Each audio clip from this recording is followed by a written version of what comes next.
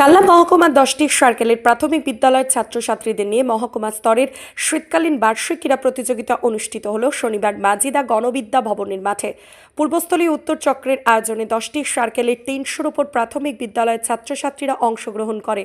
এদিনের এই ক্রীড়া প্রতিযোগিতায় শনিবার তার আনুষ্ঠানিক উদ্বোধন করেন ডিপিএসসি চেয়ারম্যান তথা মেমারি বিধানসভার বিধায়ক মধুসূদন ভট্টাচার্য, পূর্বস্থলী উত্তরের বিধায়ক তপন চট্টোপাধ্যায়, জেলার বিদ্যালয় পরিদর্শক দেবব্রত পাল, এআই প্রিয়ব্রত মুখার্জি, পূর্বস্থলী থানার আইসি প্রসেনজিৎ চ্যাটার্জি সহ বিশিষ্টজনেরা। এখান থেকে সফলভাবে স্থানাধিকারী ছাত্রছাত্রীরা জেলা স্তরের প্রতিযোগিতায় খেলার সুযোগ পাবেন। আজকে আমরা মাজিদা গণবিদ্যা ভবন হাই স্কুলের মাঠে আমরা কালনা আমাদের যে সাব ডিভিশনাল স্পোর্টস প্রাইমারি স্কুলের স্টুডেন্টদের নিয়ে এখানে অনুষ্ঠিত হচ্ছে। এটা আয়োজনের দায়িত্বে রয়েছেন পূর্বস্থলী নর্থ চক্র, পূর্বস্থলী উত্তর চক্র শিক্ষক শিক্ষিকারা এবং এখানকার যে চক্র সম্পদ কেন্দ্র সাই সাহেব তার নেতৃত্বাধীন স্টাফেরা। এখানে আমাদের মহকুমার 10টা সার্কেলের বিভিন্ন স্কুলের ছাত্রছাত্রীরা পার্টিসিপেট করছে।